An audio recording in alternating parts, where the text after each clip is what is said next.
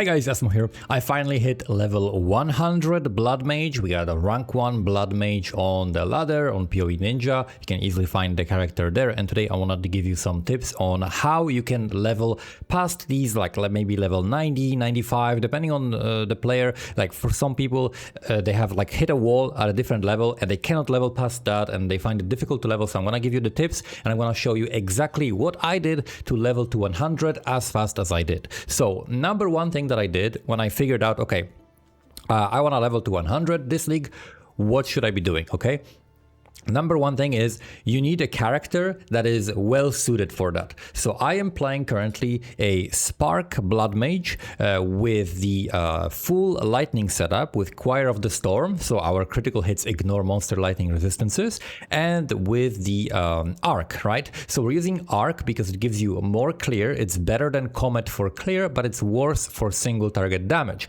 because Comet is absolutely insane for single target damage, but it doesn't feel as good for clear. And if you're not scaling the damage of your Spark as much, because you're going to be using, for example, +6 to the level of all skill gems instead of +7 to lightning. So you're losing a level on Spark, but you're gaining 6 level on Comet, right? So the single target damage is going to be massive.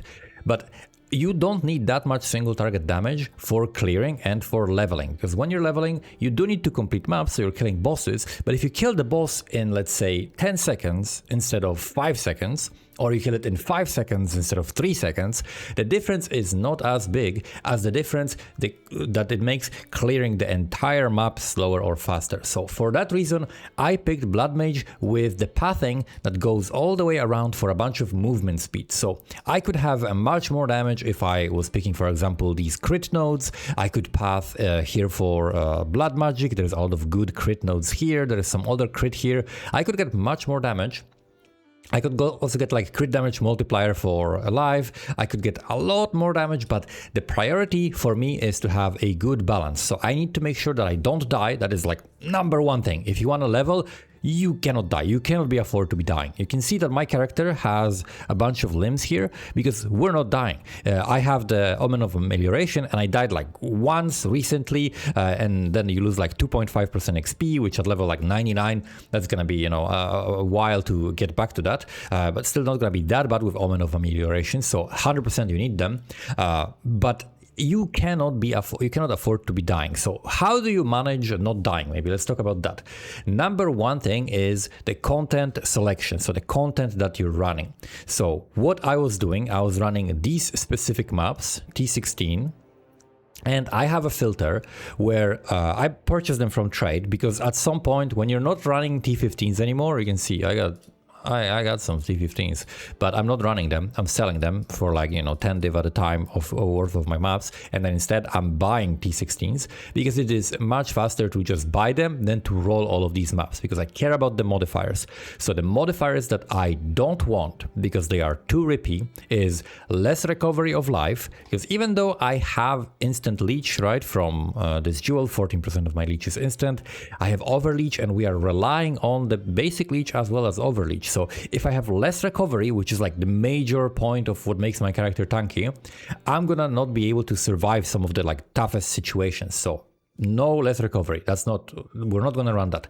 Another thing that's like the worst mods to run is minus max and penetration. So I don't run these either, right? Because if you lower your resistances below, like, you know, lower your max res, you're gonna be taking way more damage. So minus max and penetration, get rid of that if you don't want to die. And the next one is multi-proj. So monsters fire 3 additional projectiles, because that, when you have like hasted monsters on a crit shrine that shoot projectiles, that shotgun is literally 300% damage, right? So you definitely don't want to deal with that. So those are the 4 modifiers that for me, for my build specifically, are the most rippy. For you, it might be something different, but for my character, that's the rippiest stuff that I never want to see. So I filter that out. So I put on my search filter that I don't want to see these modifiers, and then I put also that I do want to see one modifier, which is more magic monsters. So increased number of magic monsters, at least 60%. That's what I picked. You can pick any number you want, but like I picked at least 60%, and that still allowed me to find decently priced maps, and a lot of them. At first I was buying them for like 20 exalts, and now they got up to like 50 exalts, maybe even 60 exalts, like one and all. So that's what I was buying them for now, and you can easily sustain them because while running T16s, you get tons of bases, you make the money, no problem, right? Like I'm spending, I just spent like 150 divines on this stuff, and I already am back to like 60 div, so it's very quick to farm currency. I still have like lots of stuff that I need to price. I have, for example, lots of tablets that I need to sell, right? We get like these splinters. I got so much stuff to sell. I got like a bunch of catalysts to sell, right? So money is not an issue when you're playing this much, right? Because you're gonna be killing so many monsters and getting so much loot that money is not an issue. So you simply get the best tablets, you get the best maps, and so on. So those are the maps that I was running. Now, what else can we do to not die? We can, of course, make our character tankier. So we sacrifice some of the damage in order to get some survivability. So we get like the best energy shield nodes here. We pass through the energy shield here. And then there is not that much survivability that I'm taking on a tree, but that's because my character choice, it makes it so survivable. We have spell leech. We're doing a lot of damage, so we're leeching a lot. Then we have grasping wounds. So our life, this is like a one-shot protection. We basically have 25% more maximum life against hits, right? So if we get hit for 100% of our life, then 25% of that is going to be prevented, and we're going to be losing it over 4 seconds. But in those 4 seconds, we're going to leech it back up, so we're not going to die. So that is super powerful. It increases our max hit. And then this node gives us maximum life equal to 100% of energy shield on our equipped body armor. So I have a Giga body armor, Sacrificial Regalia, the Series Splendor, that has 1000 energy shield. And that's what I was looking for. I wanted to buy one with 1000 energy shield. And then ideally, I also wanted to buy one that soul cores act as though it's a shield, because it double dips on the soul core of Tikaba. The soul core of Tikaba makes it so that the hits against you have 20% reduced critical damage bonus, and it works in a chest and it works in a shield. And because this chest counts as a shield as well, we get 40% reduced critical damage bonus on hits against us per soul core. So they double dip, and we get a double benefit from that. So each of them is actually 40% reduced crit damage on us instead of 20. So this is very, very powerful. Then we also, I cap my resistances and chaos res in the other soul cores, but because we have such a giant amount of energy shield here, we end up with having 5.7k energy shield and 3.5k life. That is together, what is it, like 9k life. And then we also have overflow, because we get the life remnants, which can overflow our life. So we can have like 10k pool, so we can get hit for 10k and unmitigated damage, and we still like very quickly will shoot back up with the leech. So we have very big pool to prevent one shots, and we have a super fast recovery to prevent like multi-hit deaths, right? So we have max hit and we have multi-hit protection. That is what you need. You can solve that through mitigation, you can solve that through recovery, through giant pool. There's many different ways to build your characters, but you need to make sure that you're not gonna get one shot. So you need a big enough pool or mitigation of every different damage type, and you need to have either some recovery or some avoidance, so that you need some recovery, but the more recovery you have, the less avoidance you need, and so on, right? So if I had like a huge amount of block and evasion, then I don't need that much leech, because there's going to be a long time between I take hits, so that I can recover that life slower over a longer period of time, and I'm safer. I don't have pretty much any avoidance, so I need to have a lot of recovery, and my character has that. So that's what's taking care of me not dying. Another thing that is super important, probably the most important thing for not dying: every single time you die, you need to figure out why you died. And you need to figure out not just like, oh, bullshit, one shot, blah, blah, blah. No. You need to figure out what you're going to do differently to not die next time. you can do things differently. So for example, I got stunned. When you get stunned, there's a trick you can do. When you're sprinting, you run into monsters, you get stunned, okay? And sometimes you're like, okay, I'm gonna wait for the stun and I'm gonna be fine. And then you die. Okay, now you know, okay, in this situation, I don't wait for the stun. I go exit to character selection, log back in, and then your character is standing. So now you have an option. What do you do first? Do you cast Spark? Do you dodge roll away? Do you cast Orb of Storm so that you can do more damage? So one time I died because I casted Orb of Storms, and Orb of Storm has 0.8 cast time, and my Spark has 0.7 cast time. My Spark does more damage immediately, so it leeches more immediately. My Orb of Storm sets me up, but immediately it doesn't do that much damage, and I died because I casted the longer spell that does less damage and leeches less. So now I know I will never cast Spark as my first move coming out of the stun, right? So now I know instead of casting Orb of Storms, I will either do Spark, or if I have space and there's monsters that are not completely surrounding me and there is some space, I will dodge roll away and then use Spark. So this is like a specific sequence that I have in my head that now I will do this every time, and I will not do this other thing that made me die, right? And even if it wasn't like completely my fault, maybe it was bullshit, maybe it was like all the monsters crit randomly and it didn't even have to do with Orb of Storms, there is something I can do better, so I'm going to do it better next time. And you need to learn from every single thing, every single time you die. You die to a boss ability and you're like, okay, I died to this boss ability. Why? Okay, I dodge rolled when he was not doing his ability yet.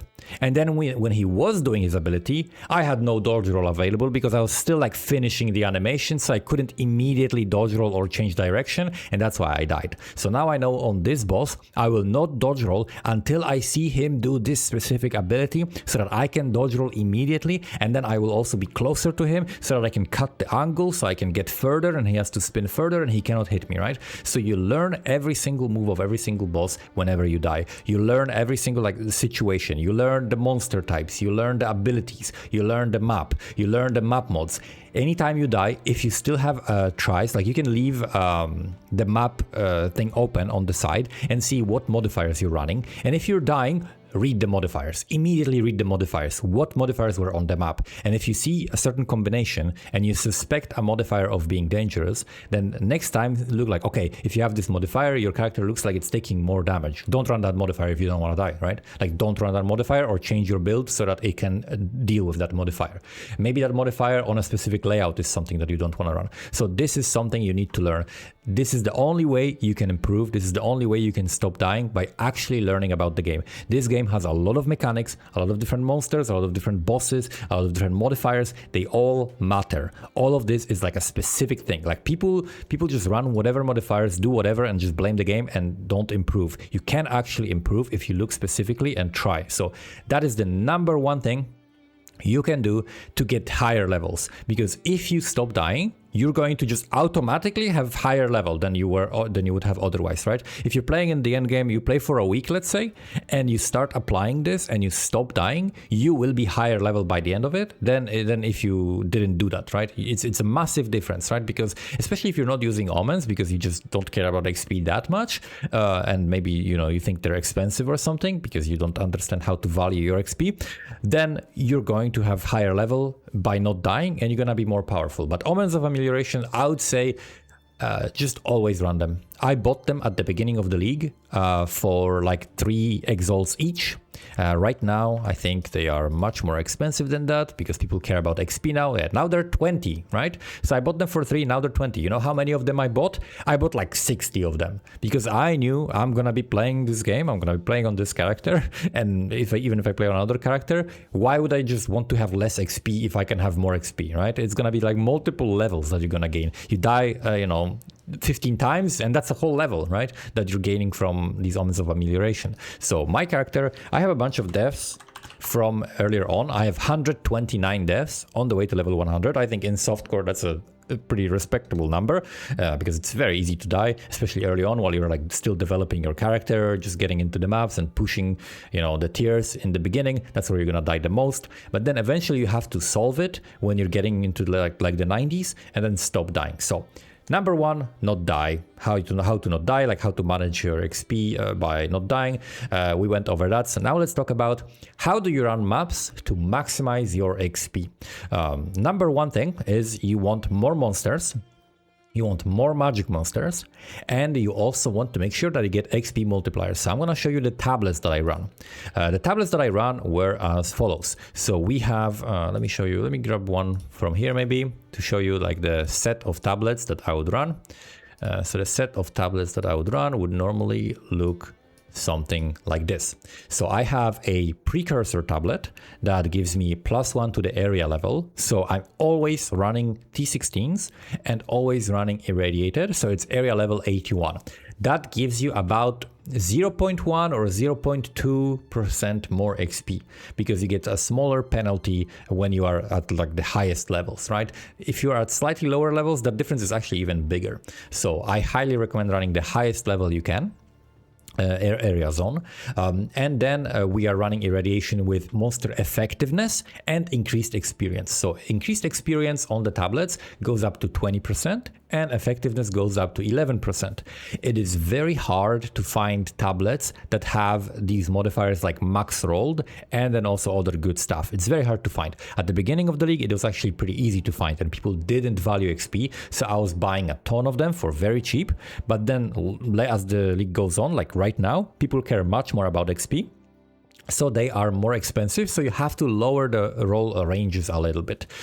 So this is something that is the most important on your tablets. Every single tablet has monster effectiveness and experience as much as I possibly can. Effectiveness makes the monsters have more life, but they give you more XP. So they give you more XP and they also drop more items, which is very nice because you're going to get more bases as well. You're going to make more currency. So effectiveness is just like a generically very, very good modifier. You should always run effectiveness on all your tablets you can. And then we have specific modifiers depending on the tablet. So generically on every single tablet, I run shrines. Shrines give you XP, shrines give you more monster, they give you more power, they speed you up. Shrines are very good for XP. They are mandatory if you want to push XP. They are like just a universally good suffix on every single tablet. So increased chance to contain shrines, very, very good. Then on the breach tablet, there is a lot of different things you can run. Number one is monster density. That's of course going to be very nice. Shrines, of course, also nice.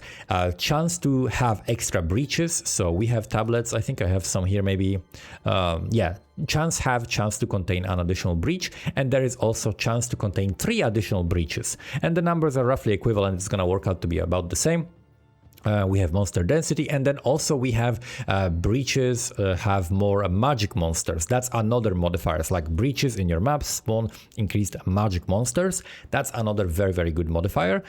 So combining those is gonna give you a lot of mobs. And then I also run Abyss. The reason why I run 1 breach and 1 Abyss, even though a breach tablet will boost other breaches, it will not add more breaches. So a single tablet only adds 1 breach outside of the chance for more breaches on the suffix. So because the value of the tablet itself is not that high, unless you're running 3 breaches, which I'm going to talk about when I do that, then it's better, at least in my opinion, to run Abyss. And also you're hedging against bad layouts, because in bad layouts, breaches are going to be typically pretty bad, but you're still going to benefit from the Abysses. So I run also Abyss. These are also cheaper. Increased effectiveness and experience is not very highly valued. And then you can run things like chance to contain 4 additional Abysses or just additional Abyss, shrines. Abysses spawn more monsters, and that's what's gonna give you more mobs, more magic mobs, you know, more stuff spawning. I'm gonna show you the tree that I have later as well. And so that would be my basic setup. That's what I do on every single map that I normally go through. And then I am pathing on my atlas to the regions that are corrupted. The corrupted regions is what you're targeting. So what I would normally do, as I'm pathing through the towers, I'm jumping through the towers. So I am using the Grant Project, and I use Grant Project with I had like a whole tab of T15 maps that have good modifiers and are pre-rolled. So I have like a here tab ready to run. It is empty now because I run all of the maps, but I had these maps here, and they were basically what I was rolling before I was running T16s. Well, my character was still weaker, and I ran just simply 1 Grand Project tablet, 1 T15 Waystone, and I just rush through it and click the tower as fast as I can to jump to next, to jump to the next area. I have huge, we have here a good area. We have huge amount of atlas that I covered because I was simply only looking for these areas and nothing else, right? You skip all the, what are they called? Citadels, right? Like I have an insane amount of citadels. I have like maybe 50 citadels that I'm gonna run next. But you're simply looking for this corrupted area. Nothing else matters. The corrupted areas have nodes that when you hover on them, they say that this map gives you increased experience and reduced rarity or quantity. So usually it's reduced rarity, I think. So this one, you can see that I didn't really do anything else because there is no more XP on this. Every single one that has XP, I run XP. The corrupted areas also spawn a lot of monsters, so more monsters, more XP. So that's why another reason why they're good. And when you're doing the XP maps, so you're simply pathing, and then let's say this one was an XP map. What I would do in this situation is I would grab the Visions of Paradise with 2 tablets. Visions of Paradise irradiates the map, and also after you complete the map, you can run the map again and it's guaranteed irradiated. So after that, I would run other tablets. So here's what I would do. I run Visions of Paradise with a single Breach tablet and a single Abyss tablet that I have specifically for that. And I run that XP map, and that's gonna be like 170 to 200% increased XP on that map. And then I run that map again with triple Breach tablet, because now we don't need irradiation. That means we can run triple breach, and if you can run triple breach, then breaches are going to be better than putting one abyss, because every single modifier on the suffix will be boosted by other modifiers on the suffixes, right? So you get this kind of like scaling and stacking of these tablets. So if you're running 3 of the same tablet, they are more effective than if you're running 2 of the same tablet or 1 of the same tablet, because when we have chance for breaches on this one and on this one and on this one, then it's going to be more breaches, and with more breaches, every single modifier that gives you more monsters or breach monster density is going to affect every single one of these breaches, so you get more benefit from that. And those would be the juiciest maps. They would have like 200 to 250% increase XP, lots of breaches, and we would just get like a 1% XP in that. And it sounds, not like a lot, but at level like 98 or 99, that's a huge amount. So that's what I would do. Run and hunt for these XP modifier maps on the corrupted zones. Run the corrupted zone with XP node on the Visions of Paradise and the Breach and Abyss. And then second time that we run the same node, we run triple breach, and then we move on to the next area. I also run +1 nodes. So I think I have here like a 1 node that I didn't run, +1, yeah. So +1 nodes also very good, because you get, again, like, 0.1% or 0.2% more XP, you get higher bases so that you make a lot of money on, and you simply you can just run these corrupted areas in general because they're just good. The cleansed areas are not as good. Whenever I would clean the area, I would only look for +1s, and I would just run the +1s, right? So something like this, extra packs of monsters and +1 area, I would run this, right? This is a good map to run as well, because you get some extra monsters, you get +1 to level of the area, and that's a good map to run as well. And after I would run this map, then I would simply probably path to either this tower or this tower, whichever one was closer. I would look for like corrupted areas at the edge. Like you can see there is one that we found. Yeah, here is a corrupted area. So you can see when they're a little bit close. So right now I would go run this map and path here, use Grant Project on this tower, and then run this corrupted area, all of the maps with extra XP, all of the maps with +1. And I also like the maps with this one, Slaying Enemies, has chance to spawn Coalesced Corruption. So this is something that gives you more monster, right? More monsters. It's basically like Beyond from PoE 1. And the increased chance to spawn, it's basically more Beyond, right? Higher Beyond chance, like better merging radius, whatever, like all of that stuff. So this chance to spawn Coalesced Corruption is also nice because it gives you even more monsters in your maps, so even more XP, because you want to be just efficiently clearing. So that's what I did in terms of like traveling through my atlas. I skipped all of these like Jade Isles. You can see this is like available because I probably like cleared some map nearby, and I also used the Grant Project on this tablet, so the Jade Isle here is accessible. But I would skip these. I would skip like all of the unique maps except for Untainted Paradise. For Untainted Paradise, I can give you a tip. Let's see if I have enough T16 maps. So maybe I have a map here that is an example of that. No, I don't have it. Some waystones have a modifier where you have the map has at like, let's say 13 additional packs of undead monsters or something like that, or the 12 additional packs of Azomite monsters. These packs are going to be added to the Untainted Paradise. So I would specifically run maps with like 90% increased number of magic monsters and like 10 to 13 like additional packs of monsters, like of random type, and these packs will be added to Untainted, and then I just run Untainted. Untainted is also really good to run right until the very end, right until level 100.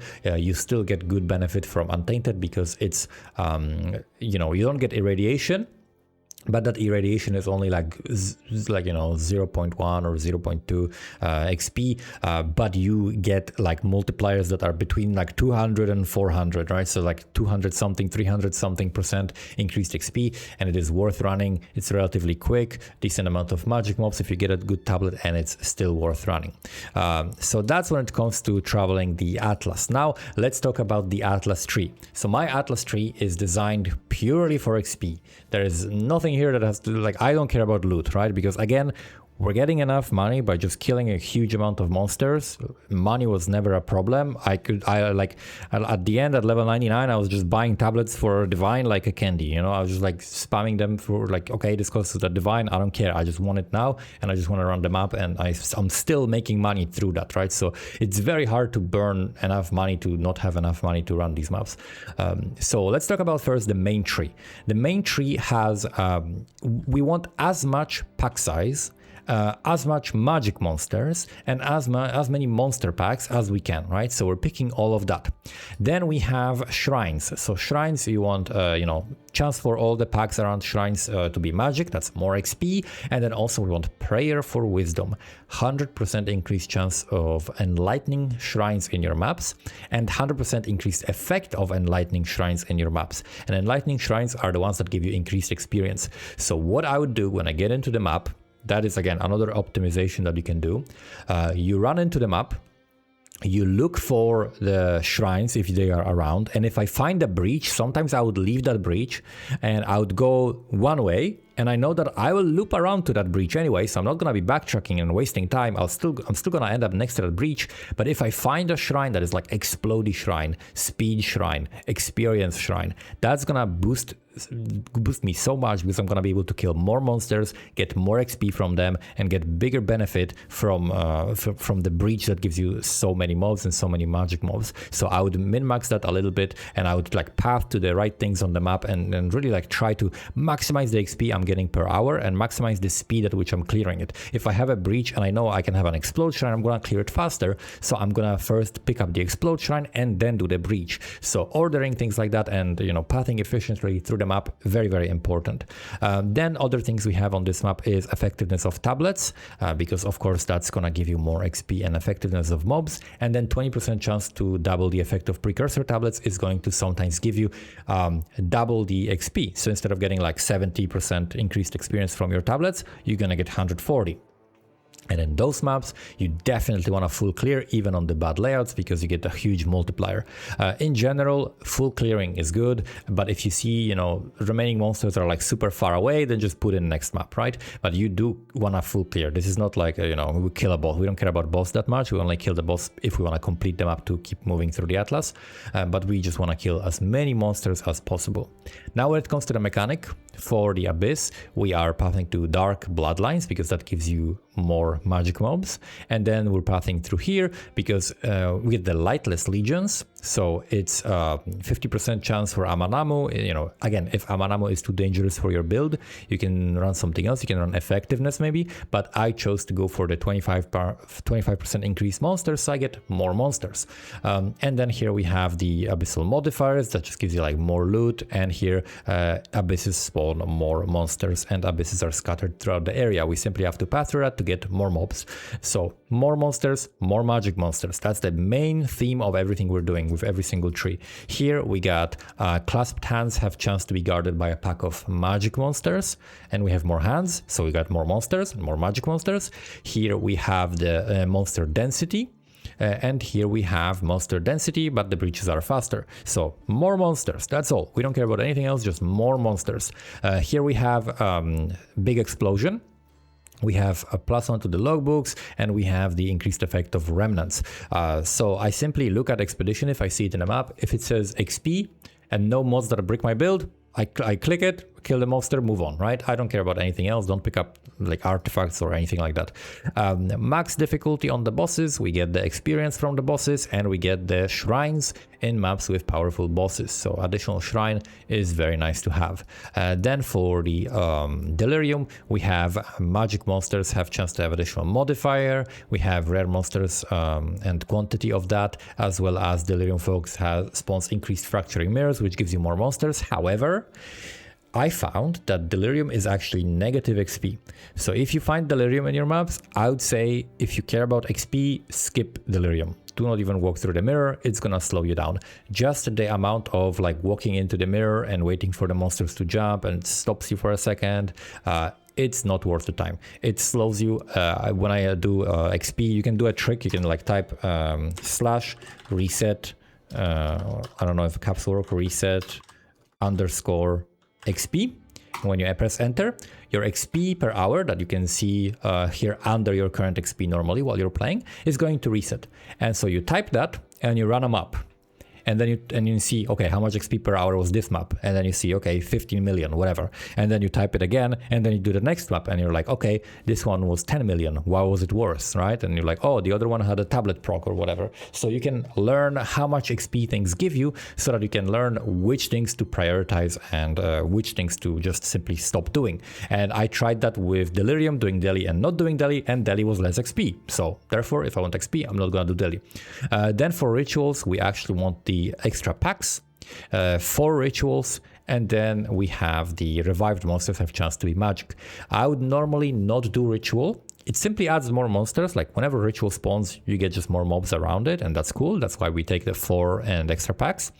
But sometimes if you are running like a mega juiced map, 200% increased XP on the map, and you have like a juicy amount of mobs around the altar, you might as well clear the altars as well. And I don't really look at the rewards. I just open the reward window, click random shit, and move on, right? Like the clicking on ritual and looking for loot in ritual is a waste of time in terms of XP. You would much rather just like run and kill mobs. So that's why we don't do rituals unless we are running like mega juiced map where we simply want to kill as many monsters in that map as possible. So that's the Atlas tree. So we went over the Atlas traversing, we went over the maps, the Atlas tree, the Omens, like use Omens of Amelioration. Normally you lose 10% XP when you die, but with the Omens you only lose 2.5% XP, which is much more manageable. So I highly recommend that. And that's basically what I was doing.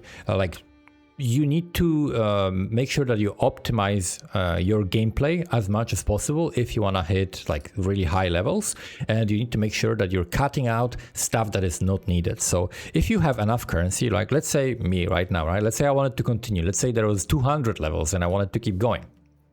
I wouldn't give a shit about currency right now because my character is very powerful. It can clear. It's fast enough. It's tanky enough. It does enough damage. It kills everything. I'm not dying. So there is no need to do anything. And I'm just gonna go and kill monsters. And if I want to think about upgrades, I'm going to do it while killing monsters. So usually when you're planning your next step, you want to do it while killing monsters. And you want to make sure that you're just constantly killing monsters and you like automate this whole process. And you buy, what I would do is I would buy like 10 tablets, 10 tablets, 10 tablets. So I have 100 maps that I can run. Then I would buy a whole inventory of maps and I would just like dump them, have a few maps here and just go and run maps. And while I'm running maps, I'm thinking about what I want to be doing. Another tip I can give you, I'm gonna probably build a new temple on a new character and make a guide for it, but temple can give you a lot of XP. So let me go into the temple for a second and show you what I mean. There is a way, oh wait, that's not the actual temple, that's the Val ruins, right? Yeah. So temple, as you can see, I'm 60 out of 60. Temple can give you a huge amount of XP. Right now I have, 200% rare monster effectiveness, 58 humanoid, unique monster effectiveness, and then we also have, where's the XP? 200% magic monsters. Oh yeah, 94% increased experience. This is nothing. I recommend running this chain So this chain gives me a little bit more currency, this chain gives me a little bit more XP. So what you want to be doing to boost your XP, you want to make sure that you, like I started with Surgeon because Surgeon, like you have to start with it, but I get like guaranteed limbs. And then you want to be Synth Flesh Lab, which gives experience, connects to Barracks, Commander, Barracks, Synth Flesh Lab. Barracks Commander, Barracks Synflesh Lab, and so on. And you can do this little snake, and that way you're stacking XP, more and more XP. And then what you can do, you can have another chain, another section where you have the Dynamo and you have workshops, and you're buffing workshops. And the workshops, like tier 3 workshops, is going to give you like increased effect of the other modifiers. It includes the Synflesh Lab, and that multiplies the XP multiplier. So you can build a temple that's like 1,000% increased experience, right?